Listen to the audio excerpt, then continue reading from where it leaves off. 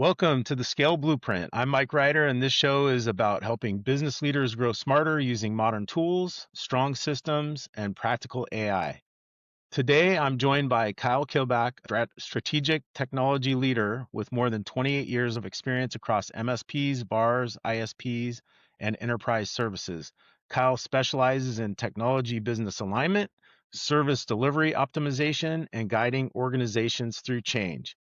He currently works as a business and technology strategist at Deliver Digital Incorporated, helping companies move faster, operate smarter, and scale with clarity. Kyle, great to have you on the show. Great to be here. Thanks for having me. All right. Well, yeah, Kyle, thanks. I wanted to just start out by just hoping you can share your story with us, how you started, where you got to where you are, and um, how things are going for you now. Yeah, you bet. I've been in technology industry for about 28 years, as you said. The first kind of 8 or 10 years was actually working internal IT. So worked for some large organizations, worked for .com during that whole fiasco, if you want to call it that, the little bubble there. And, large insurance company in British Columbia. And then around 2005, family moved out to Calgary in Alberta. And since then, I've been working with service providers, MSPs. I've worked for about 5 or 6 in the cities, doing a bunch of various things, leading the strategy on what we're going to market with, working with partners and vendors, and working with sales teams, pre-sales teams all over the board. I've kind of been doing a bunch of different things for those service providers.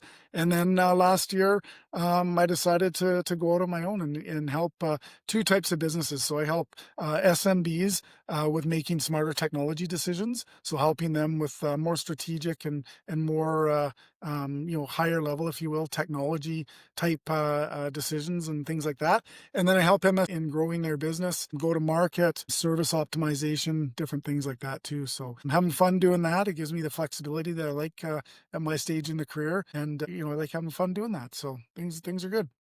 All right. That sounds great. So, what do you think has changed the most in how MSPs and service providers need to operate these days? Big change is service providers need to act more as a strategic partner. They need to act as a partner to their customers. It's no longer a vendor client relationship where you're just providing break fix support, picking up the phone when the customer calls. You've got to be front and center. You've got to add more value to those customers, and you need to act as a partner to your customers. You can no longer just be a vendor client type relationship. I think that's the biggest thing that's changed over the last few years. And the MSPs, the service providers that are doing that, are seeing success. They're getting more customers. There's less churn in their business, and they're growing their recurring revenue because of that. Oh, that sounds great. So they become a true partner, like a almost an extension of the business. That's right, an extension of their Yeah. team. Yeah, yeah, that sounds great. So I notice you've led a lot of teams through a lot of transitions, and how do you bring clarity in these moments of change? Well, I think that it's tough now, right? I think that technology is changing. It's becoming more complex than it ever has. We're at a point now where technology is changing in a matter of days and weeks and not months and years like it used to be, right? The amount, especially with AI out there, the amount of change and complexity that's coming into play. I mean, imagine being a business leader without a technology background, trying to navigate all of this change and all of this complexity, right? It's hard enough for the guys that have grown up with it, so to say. But if you're a business leader without that technology background, your head's spinning, right? So really it is taking a step back. We're seeing, I think it's fair to compare kind of what's happening with AI with what's happening with what happened with cloud 10 years ago or 12 years ago, right? Everything was cloud enabled, or we do cloud and everybody does cloud. Well, everything's AI enabled now, even though there may not have been changes. I think, if you want to simplify AI, you look at it as kind of automation, right? Automation's been around for a long time. So I think really when you're looking at how you navigate that change and how direct your teams through that change, it really is just going back to the basics and looking at those simple things, taking a step back and really understanding, starting with the business, how technology can help your business be more competitive, get more customers, do all those sorts of things. But you've got to start with the business and then where technology fits into that. Excellent, Kyle. That's great. So, where do you see AI transforming MSPs the fastest? I think there's a few areas, right? Like obviously there's a big technology shift with AI and automation, but we're seeing it more kind of in the proactive services area, right? So AI driven automation is becoming central for MSP operations, right? Tasks like ticket triage, monitoring, patching, predictive maintenance, and reporting, right? Like it enables MSPs to be more efficient, improve their service quality, and scale more easily, right? So you're evolving from a break fix type organization to a predictive and proactive service model, right? So Yeah, I think that, just to summarize, AI and technology is reshaping MSP delivery models, right? And it's enabling leaner operations and higher value services to their customers. that sounds great. Hey, can you give me like just for some people that might not understand what the predictive portion of the process is, could you kind of give an example, like a real world example of some kind of predictive break fix or something that AI can do It these days? revolves around fixing the problem before the problem exists, right? So, Right. when you look at security as an example, stopping the bad guys before they even start to jiggle your door handle, so to say, right? I Mhm. always give the example around security that, you don't have to be Fort Knox, you don't have to be the most secure organization, but there's 3 or 4 key things that you can do that make you much, much more secure.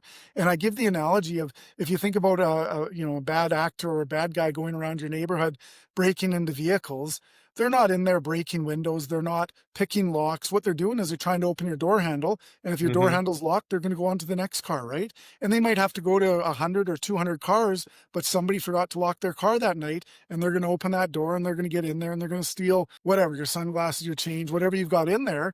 Yeah. I look at that the same as business. So the more things that you can have in place, things like MFA, right? Like things like XDR, right? So detect response mechanisms in place, you're going to be much more secure than that guy down the road. They're going to try to get access. They're going to try to breach you. Oh, it's too hard. I'm going to go on to the next guy because there is easy targets out there, right? Yeah.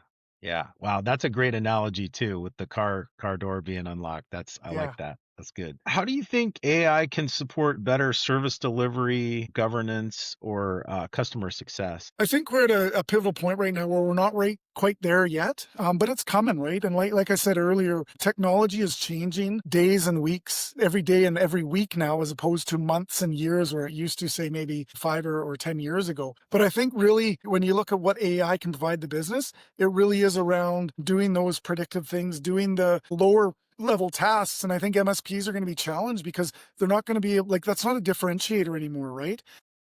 The other thing that I think has changed, so when we talk about those lower level tasks, right? Like I talked about ticket triage and monitoring, patching, uh, reporting, all those things that are really easy to automate, right? Like the click of a button, here's your report for the month, right? The click of a button, patching's done, right? Or, you have a guy just maybe watching it or checking on it instead of 3 or 4 guys patching an environment. Sorry, I lost my train of thought there. But yeah, I think really it is becoming central to MSP operations and the things that MSPs need to do. They need to get on that train, right?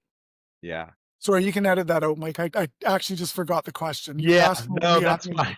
That's fine. We'll edit it. So now I wanted to touch on risks. Are there any risks or concerns that leaders have that they should be keeping in mind when they're adopting AI technology?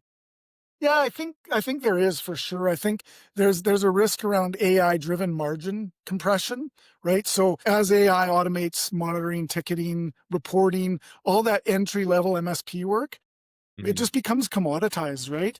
Yeah. Basic pricing for basic services, they're going to drop. It's a race to the bottom.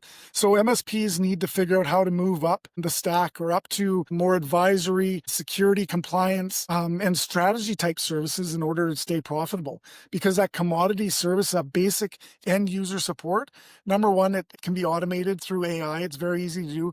But I think the workers that are coming into the workforce, they've grown up with technology, right? Like they're not, there's less Gen Xers and boomers guys in the workspace and more of the guys that have grown up with technology that'll just fix a problem. They're not going to Hmm. phone a service desk to figure out why their Outlook isn't working or why their mouse isn't working. They're going to Google it or they're going to just fix it themselves. So those basic level services, they're just starting to become commoditized and almost Yeah. unneeded. So you need AI to be able to handle that stuff. And like I say, the MSPs need to move up the stack to be more advisory, more strategic to their customers. Yeah.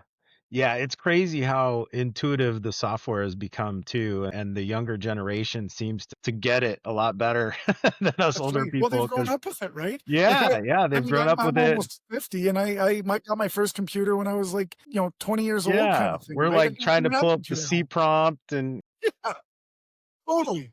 kids Right? are going, "What are you doing? All you Mhm. do is this," so Right.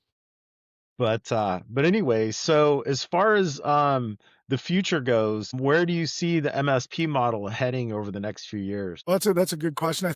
The model's going to shift, and I've been saying this way, but the model's got to shift from break fix to support to more business outcome support, right? So you got to start with the business. You got to align to the business, right? You've got to sell ROI, efficiency, predictability, risk reduction is another big thing too, right? We haven't really talked about cybersecurity, but that's a big one as well. But you've got to offer clear business facing deliverables, right? Around helping your customers with IT budget planning, quarterly and annual IT roadmaps, governance reviews, compliance dashboards you've got to have, all that sort of stuff, right? It elevates you from that vendor client relationship into, if you want to call it trusted advisor or more of a strategic partner with your customers, right? So that's going to help you improve your retention, your client retention, and improve pricing power as well. Yeah, that sounds great. I wanted to also ask, what advice would you give these MSP leaders who want to scale with intention and avoid the noise? I think there's a couple things. Number one, you've got to provide business outcome services, right? You've got to move up the stack, like I've been saying, right? Go move Hmm. into advisory and strategy or strategic services, and not necessarily client vendor relationship. You've got to be a partner with them. I think MSPs need to build a strong customer success function, or your whole business needs to be built around customer success. The number one reason MSPs lose customers is due to bad communication or bad onboarding, right? It's not because of bad technical support. It's usually because of that lack of communication, right? So when you're building a strong customer success function, you've got to build a strong QBR, quarterly business review, with focused outcomes, and it's got to be a two-way conversation. It can't just be you in there talking to your customers about ticket counts and how great you're doing, and it's got to be a two-way. So you've got to understand their business. There should be, half the presentation or 25% of the conversation needs to be them telling you what they're doing with their business, what they're seeing, where they're going, and then you need to align to that business, right? Yeah, Strong customer success includes things like proactive roadmaps. So continue working on a technology roadmap with your customer and updating that on a quarterly basis. Regular value reporting, and not ticket reporting, but value reporting. What are you doing for that customer to provide value and to provide business outcomes that they need in order to grow their business, right? How are you providing support to the customer's customer, right? right, right. And then from that comes clear accountability, right, for renewals, but for everything that you're offering in there. And then it gives you the ability to, yeah, I hate the word upsell, but it gives you the ability to expand the services within there, and expand your offerings because you're a partner, not a vendor client type relationship, right? So great customer success will reduce your churn, it'll increase referrals, and it should help you expand your wallet share. Yeah, that's awesome. So it's not just about keeping the train on the tracks, but getting them to the destination where they want to go. Absolutely. Help drive them there, help get them there, Yeah, right? yeah, You're shoveling exactly. coal into that engine to make sure that they're getting there faster and That's they're getting right. to the right spot, right? Yeah, And you can definitely. only do that if you're a true partner with your customer. Yeah, that's awesome. Well, thanks a lot, Kyle. I really appreciate you sharing your insights. And before we wrap up, I want to make sure that the listeners can connect with you. So if you can share the best way that we can get in touch with you, and then any links, I can provide links below in the comments so people can reach out to you. Yeah, I'll give you my LinkedIn link Okay. so you can connect with me on LinkedIn. I'm pretty active on there. Also, email is kyle@deliverdigital.ca. Happy to have any conversations if you're not sure that your technology provider is providing the value, as an SMB or as a business owner, if you're not sure that your MSP is providing the value that they say they're doing. I've done lots of work in that space. In fact, the last one I did, we were able to save our customer $9,000 a month with their MSP. So on a $34,000 a month is what they were paying their MSP. Really, they should have been paying closer to that $25,000 range. And so we took them to market. They were able to find a new MSP that was aligned more to their business and save them a bunch of money. So better service, less cost for the business. There's my little sales pitch there. But yeah, Oh, feel that's free to great. reach out. Happy to help. Like I said, my email or LinkedIn is probably the best way to get in touch with me. All right, excellent. Well, thanks a lot, Kyle. This is a scale blueprint. Thanks for listening, and we'll see you on that next episode.